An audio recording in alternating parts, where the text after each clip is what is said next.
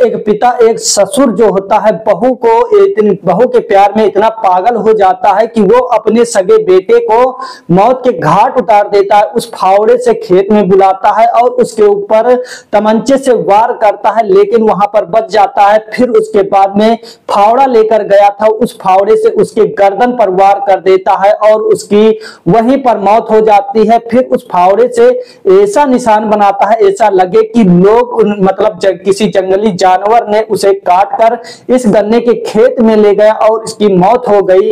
क्या है पूरी जानकारी? जब पुलिस वालों ने इस पर खुलासा किया तो सभी के पैरों तले जमीन खिसक गई।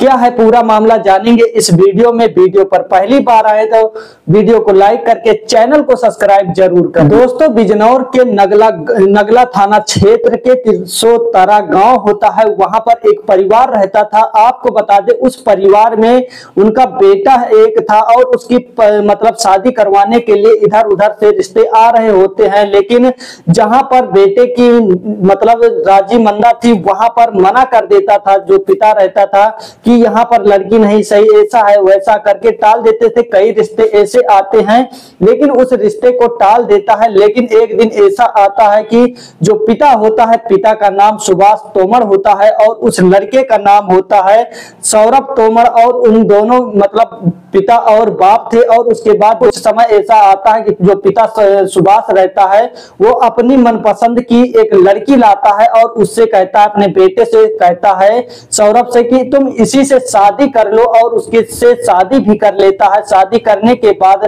कुछ दिनों तक तो ऐसा चलता है, लेकिन एक दिन ऐसा मतलब अपनी पत्नी को अपने पिता के साथ ऐसा संदिग्ध अवस्था में देख लेता है। तब उसका दिमाग खराब हो जाता है, परेशान होने लगता है। लेकिन आपको बता दें कि जो पिता रहता है सुभाष तोमर और उसके बाद उसकी बहू जो रहती है, उसके बहू के साथ गलत तरीके से संबंध थे, अवैध संबंध दोनों में चल रहा होता है। यानी कि आपको कह ले एक प्रकार से ससुर और बहू में अवैध संबंध चल रहे होते हैं।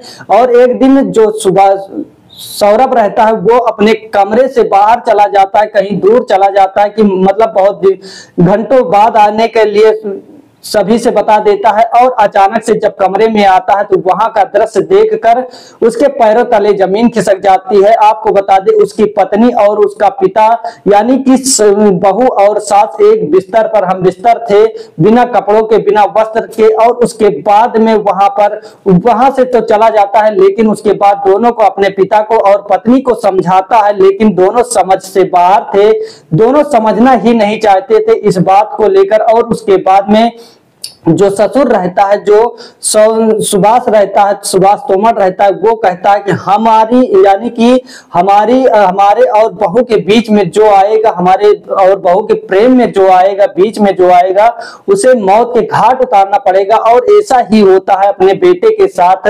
जो सुभाष तोमर रहते हैं वो एक दिन मतलब जो बेटा रहता है वो पिता को समझाता है, पत्नी को, लेकिन दोनों मानने को तैयार नहीं थे। और बताया जाता है कि इन दोनों की पहले से सेटिंग थी, आगे जानेंगे कैसी सेटिंग थी आपको बताएंगे। लेकिन खेत में चला जाता है काम करने के लिए फावड़ा लेकर, और वहीं पर एक पिस्टल लगा लेता है। वह पिस्टल में लगाकर चला जाता है खेत में और अपने बेटे को बुला लेता है।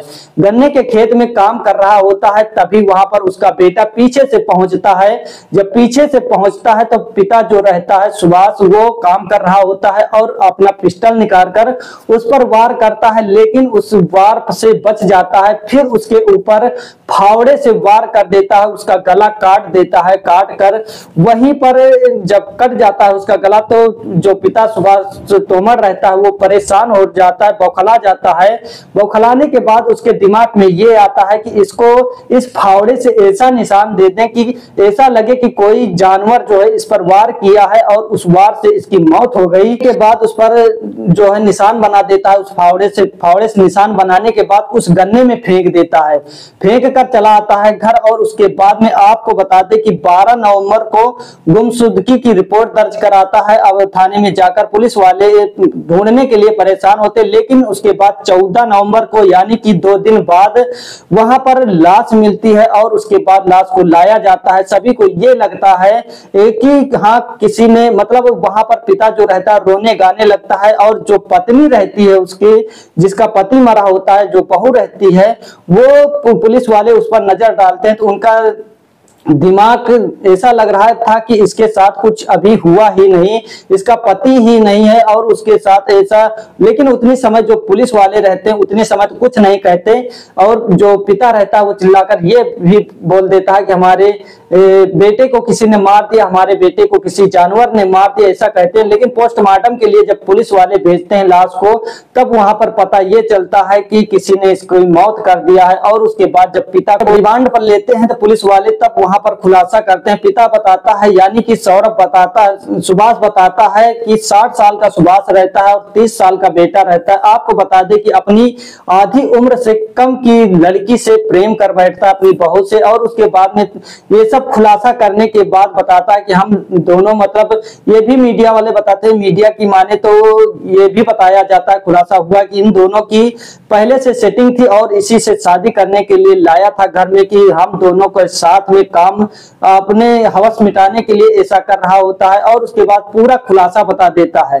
तो आप लोग क्या कहना चाहते हैं ऐसे ससुर और पत्नी के बारे में, बहू के बारे में? कमेंट में अपनी राय साझा जरूर कर सकते हैं।